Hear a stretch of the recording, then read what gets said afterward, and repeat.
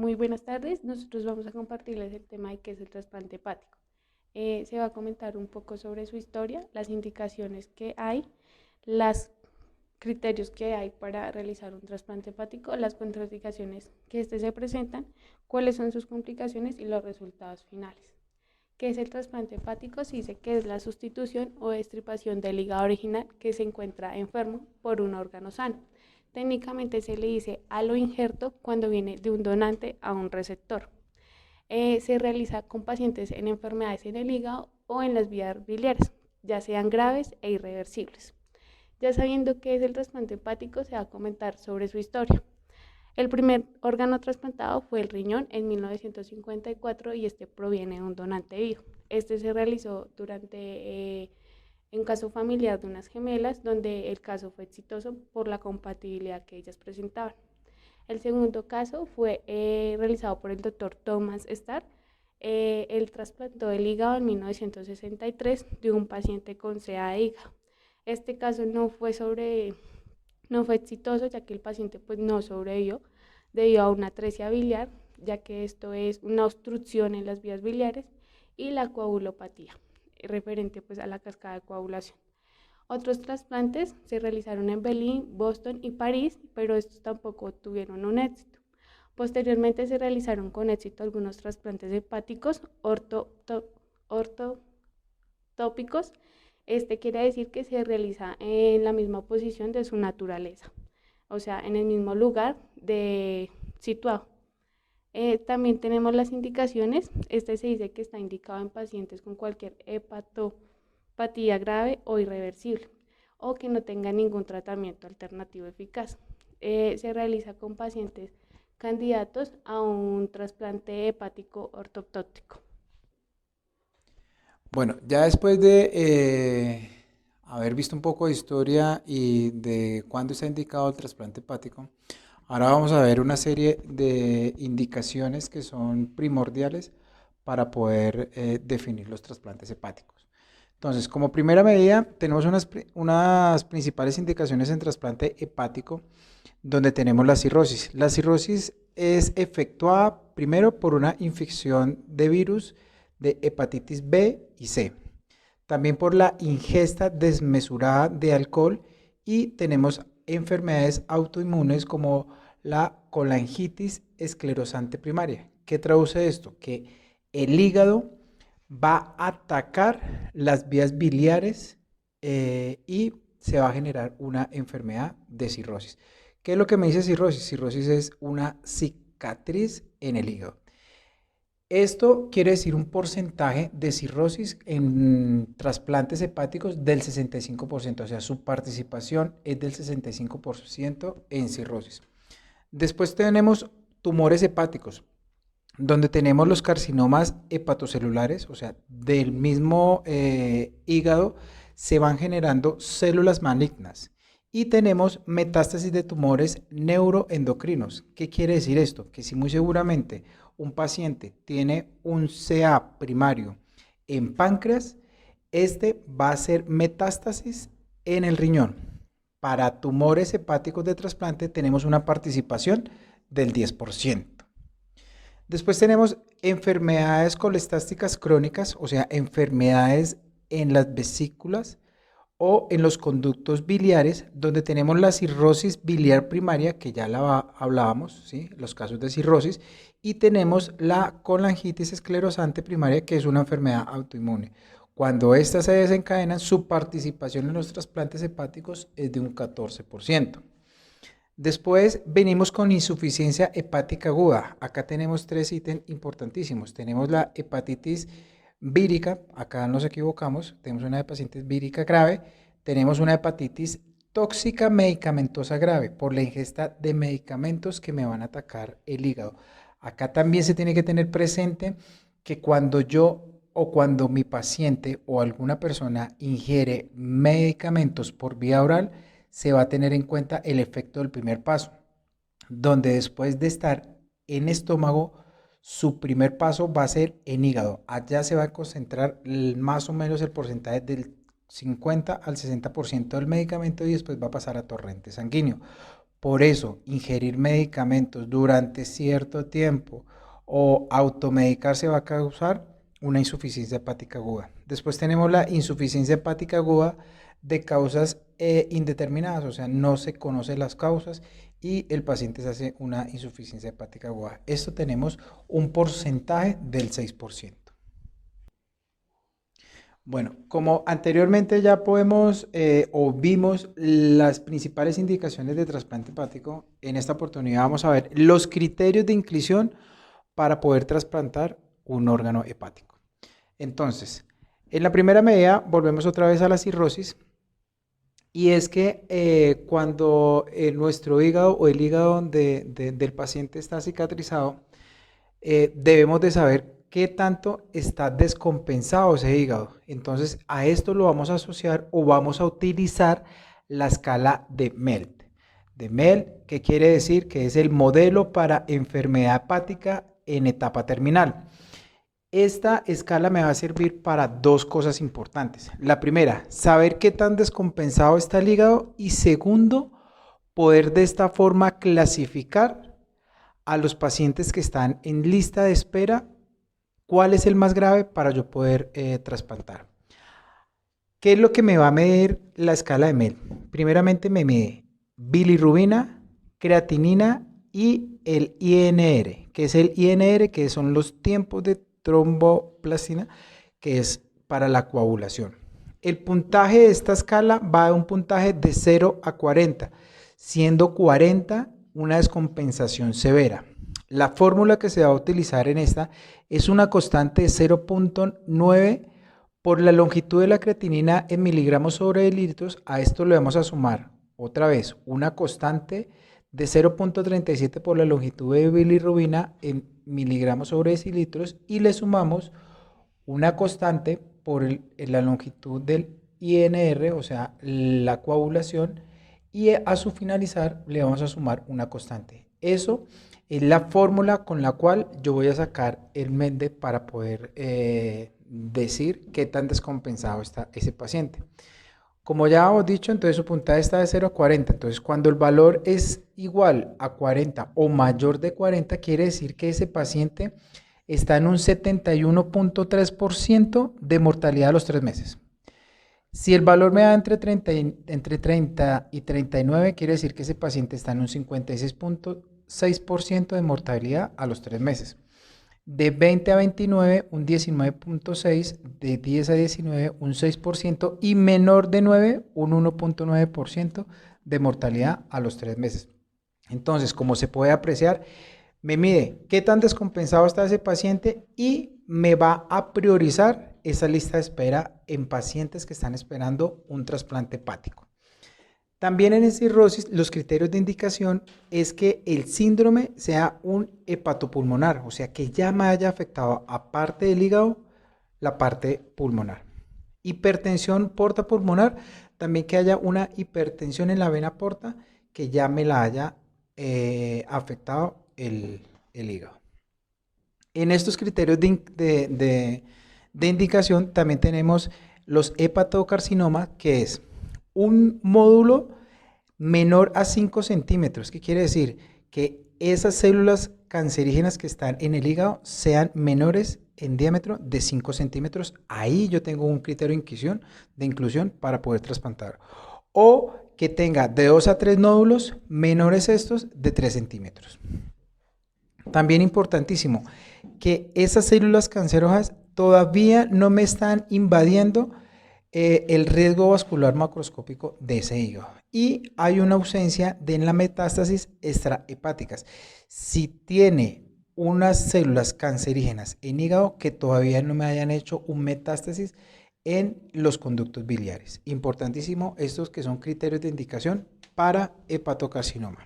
Tenemos la colestasis crónica, que son las vías biliares del hígado que también van a estar afectadas. Entonces, criterio de indicación.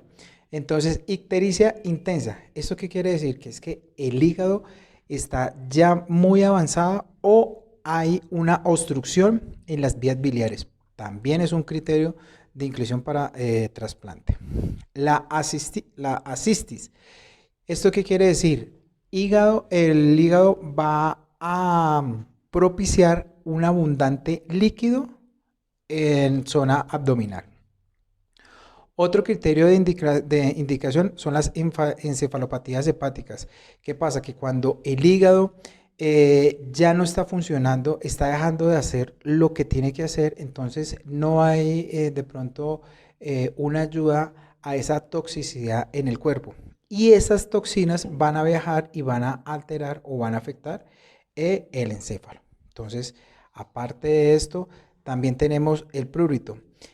El hígado entonces empieza el paciente a segregar prurito por todo su cuerpo y ya no hay ningún tratamiento que me ayude. Entonces también son criterios de indicación para trasplante que se vean afectadas las vías biliares.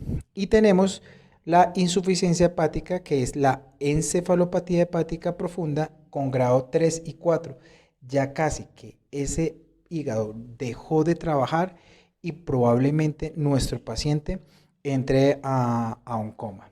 Déficit marcado de factores de la coagulación en el sistema hepático. También debemos de recordar que el hígado trabaja y ayuda en los procesos, en la cascada de coagulación. Entonces ya tampoco hay marcadores en esta situación. Y tenemos por último una intoxicación por paracetamol que me va a generar una acidosis metabólica. También es criterio de indicación para el trasplante hepático. Bueno, ahora vamos a ver cuándo está contraindicado un trasplante hepático. Ya después de haber visto los criterios de indicación, ahora vamos a hablar de las contraindicaciones. Entonces, como primera medida tenemos unas contraindicaciones generales absolutas. Trombosis en porta completa. ¿Qué es lo que pasa con esto? Cuando el receptor tiene trombosada la vía porta, es una contraindicación del trasplante hepático. Adherencias peritoneales masivas. Muy seguramente hay algunos pacientes que antes son candidatos, antes de hacer el trasplante, generaron una peritonitis y hubo un procedimiento quirúrgico en la zona abdominal. También es una contraindicación de trasplante hepático. Y enfermedades extrahepáticas graves, o sea, enfermedades de las vías biliares. También otra contraindicación. Ahora tenemos las contraindicaciones generales relativas. En algunos países, en la mayoría de países o en la mayoría de literaturas que nosotros investigamos, dice que está contraindicado en pacientes mayores de 70 años. No es viable, tanto por la preservación del órgano como por las disfunciones que ya tiene el mismo paciente con los demás órganos. Entonces, se considera una contraindicación. Enfermedades extrahepáticas de gravedad moderada. ¿Qué es lo que pasa con el VIH? Cuando hay pacientes que no se han adherido al tratamiento del VIH, pasan a la patología del SIDA. También está contraindicado cuando tenemos en pacientes con SIDA, no con VIH, sino con SIDA. Sí está un criterio de inclusión cuando el paciente tiene una adherencia y es portador VIH positivo, pero no ha llegado a SIDA, pero con tal de que tenga una adherencia a tratamiento. Infecciones graves. Estado extremadamente avanzado de la hepatopatía, ¿sí? Unos estados ya muy avanzados, quiere decir de pronto una escala de MEL de mayor a 40. Antecedentes de neoplasia extrahepática y ausencia de apoyo familiar. Esta ausencia de apoyo familiar se da como un criterio de contraindicación porque seguramente ese paciente no va a tener una adherencia y no va a asistir a los controles. Entonces ahí se descarta y se le da la posibilidad a otra persona que sí cumpla esos criterios de indicación. Contraindicaciones especiales en pacientes con carcinoma hepático. Entonces tenemos tumor demasiado extenso. Entonces todo esto es lo contrario a lo que hablábamos de criterios de indicación en hepatocarcinoma. Entonces acá tenemos el tumor demasiado extenso, los nódulos mayores a 5 centímetros, de 2 a 3 nódulos y alguno de ellos mayor a 3 centímetros, contraindicado. Más de 3 nódulos, ¿por qué? Porque definitivamente me va a abarcar casi que el 80% del hígado y se considera un criterio de contraindicación.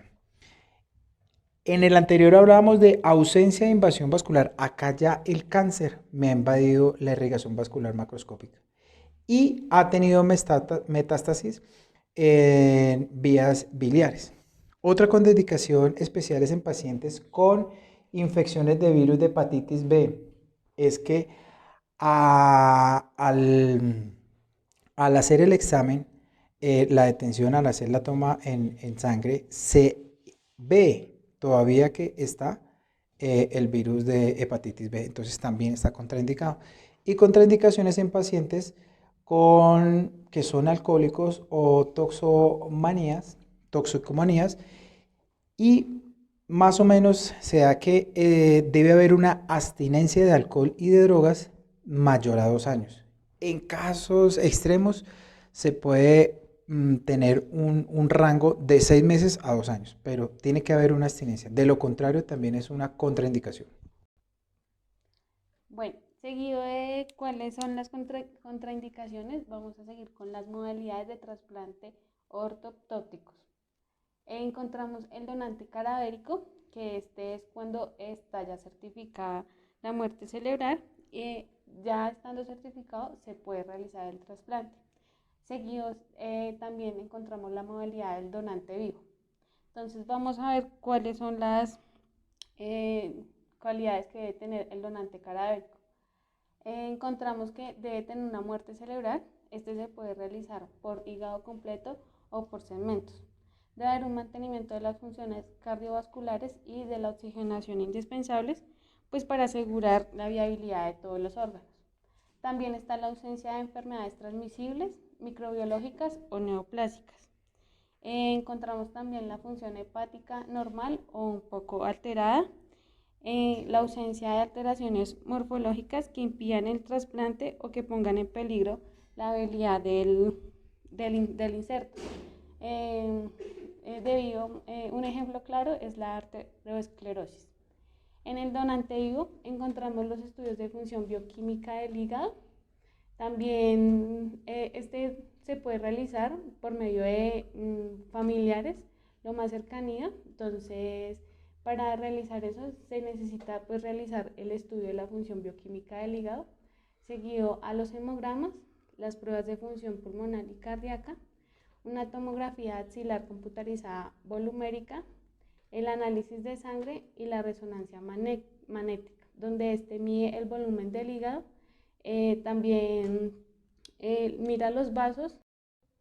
Bueno, ya después de ver las dos modalidades de trasplante hepático ortotópico, ahora miramos acá el trasplante de hígado de individuo cadavérico. Cuando se va a trasplantar el total de el hígado, ¿qué es lo que se hace o dónde se van a realizar las anastomosis? No se toca nada del hígado, se trasplanta tal como es, y lo único que va a hacer es en la vena cava inferior va a haber una anastomosis, lo mismo que en la vena cava superior.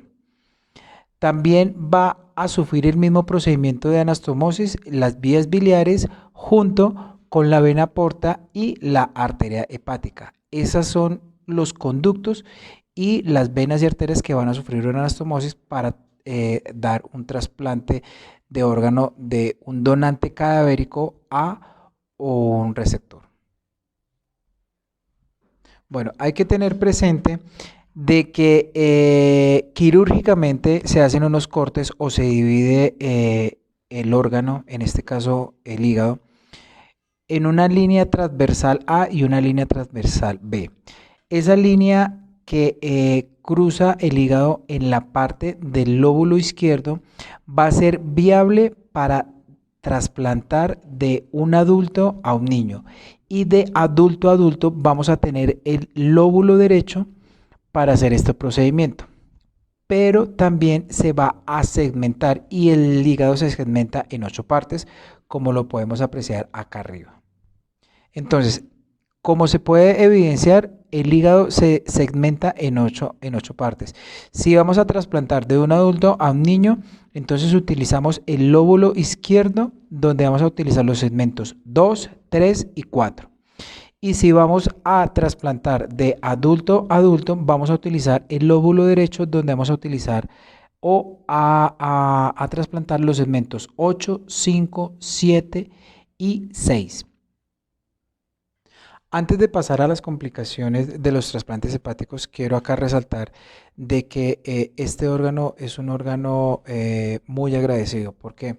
Porque en el momento de trasplantarse una parte, ya sea del lóbulo derecho o del lóbulo izquierdo o en segmentos, eh, con el tiempo este órgano vuelve y se reconstruye. Entonces es un órgano muy agradecido y por eso hay que cuidarlo. Ahora seguido vamos a mirar las complicaciones del trasplante hepático ortotópico. Bueno, ahora vamos a ver las complicaciones. Encontramos una primera complicación, es la difusión primaria del injerto, es decir, que falla la primera, no, vuelve a lograr. Bueno, ahora vamos a hablar de las complicaciones. Encontramos la disfunción primaria del injerto, es decir, la falla primera cuando se realizó el injerto. Segundo, el rechazo agudo crónico, que es la respuesta inmunitaria fisiológica contra el injerto. Tercero, encontramos las complicaciones vasculares, donde se presenta la trombosis de la arteria hepática y el mal funcionamiento del drenaje venoso hepático. Encontramos las complicaciones biliares, donde presenta unas fugas o fístulas. También presenta una estenosis, que esto es referente a la vasoconstrucción. Encontramos la recibida de la enfermedad de la pretrasplante, donde encontramos una hepatitis por el virus C y B, una hepatocarcinoma, también encontramos enfermedades autoinmunes y una cirrosis biliar pulmonar. Encontramos, seguido de las complicaciones, encontramos unos resultados donde al año se presenta el 85% de la supervivencia, a los 5 años el 70% de la supervivencia, a los 10 años encontramos el 60% de la supervivencia.